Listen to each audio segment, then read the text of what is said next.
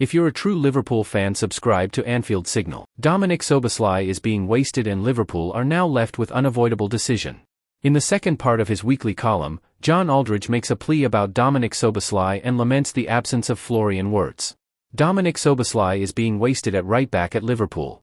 And the time has come for the experiment of using the Hungarian as an emergency answer to the problem position to be stopped once and for all. Only 15 minutes had gone at Nottingham Forest on Sunday when I was shouting at the television for Arne Slot to move Szoboszlai out of the role and back into the engine room. Liverpool were being overrun in midfield and really needed somebody with his physicality and attributes to get stuck in. In the end, it took another quarter of an hour before Slot made the change and Liverpool were much better for it, particularly in the second half. Szoboszlai has been our best player this season by some distance, and it makes sense to play him where he does the most damage to the opposition and best serves the Reds. He offers something different to the other Liverpool midfielders and has the type of dynamism that, for all their qualities, Ryan Gravenberch and Alexis Mac Allister do not.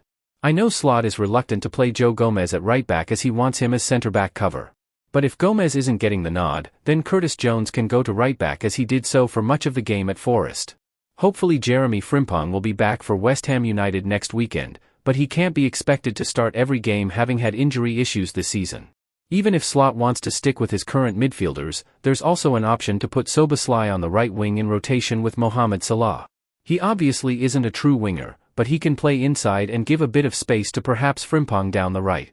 Another reason for Gomez starting is we can utilize his long throws. They made an impact against Forest. I had Dave Challoner when I was Tranmere Rovers manager and his long throws were incredible. And if you can score a goal off a long throw or a corner, who cares? It's not all about nice passes. It might not be pretty, but it's not anti-football, although you wouldn't want a team to become overly reliant on them. And sometimes needs must. Ekitike learning Liverpool missed the ingenuity of Florian Wirtz against Nottingham Forest and fingers crossed he'll be okay to start against West Ham United. Hugo Ekitike had probably his worst game for Liverpool on Sunday since signing last summer. But it didn't help that he was given hardly any service. He was fighting a lone battle up front and kept coming too deep to get the ball, and that meant he was into out midfield and that just invited Forest to keep running at us. Ekitike had to stay up top. When you are under the cosh, you need your striker to occupy the two centre-backs and not allow them almost complete freedom, as was the case in the first half at Forest. But you can't be too harsh on Ekitike. He's been much better than anyone could have anticipated this season and definitely works better with someone alongside him, whether it's up top or as a number 10 like Wirtz has been for recent games. New forward signing opens door to Cody Gakpo sale.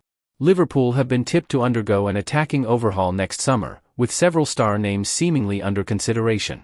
We could see Richard Hughes approach the likes of Matthias Main and Yen Diomande for example, or even pursue a record-breaking move for Anthony Gordon. What that means for current wings options remains to be seen.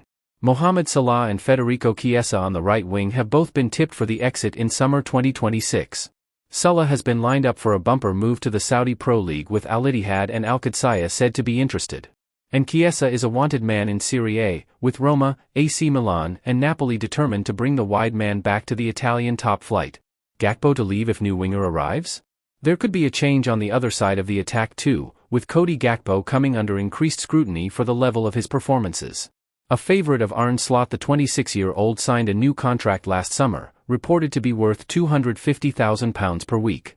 Signed up until 2030, the Dutchman would no doubt command a sizable fee in the transfer market should he leave. Bayern Munich are reported to have a long-standing interest in signing the former PSV captain, and a report in Football Insider might just have opened a door to a Gakpo sale. Liverpool like Diomande and Gordon, with interest forming in the likes of Diomande and Gordon, who both favor the left side. Gakpo could well be edged out if a new signing in the position is made. If Liverpool were to bring in another left-sided attacker in the summer, then maybe that potentially could open the door for a move away for Cody Gakpo, the report reads. But he's under contract until 2030, by all accounts. He remains happy at the club even though he does come in for a bit of flack from some Liverpool fans for his performances. He's clearly still seen as a key man by Arne Slot, because he keeps picking him. Gakpo has made 21 starts in the Premier League this season, scoring 5 goals, but there is a sense that an upgrade could be made on his wing. Rion Gumaha is currently Gakpo's only competition, with Arne Slot reluctant to overuse the 17-year-old. Liverpool star's stock improves massively, and he didn't even play a minute. One Liverpool star came away from the win over Nottingham Forest with his stock even higher. And he didn't even play. Liverpool beat Nottingham Forest away from home on Sunday in what's a massive win for the Reds. Though, it did not come with a good performance.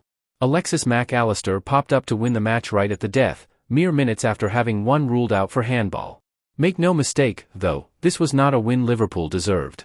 Even Arne Slot admitted that in his post-match interview, explaining that Liverpool were truly terrible in that first half. "Today, I think we got more than we deserved," he said. "A draw would have been a fairer result of this game than for us to win it. A win is a win, but Liverpool won't get the points they need in the race for the UEFA Champions League spots if they continue to play like this." The Reds lacked ideas going forward, looking incapable of causing damage to Forest and allowing the hosts to consistently push forwards. With that in mind, one player came away from the game with increased stock. And he didn't even play. Florian Wirtz is the one. Florian Wirtz was supposed to start for Liverpool at Forest, but a back injury in the warm-up ruled him out.